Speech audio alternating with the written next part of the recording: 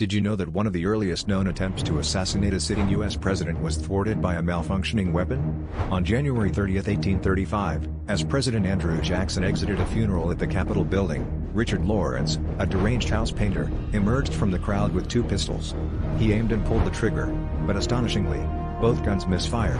Jackson, a former general known for his fiery temper, promptly charged at Lawrence, beating him with his cane until bystanders intervened.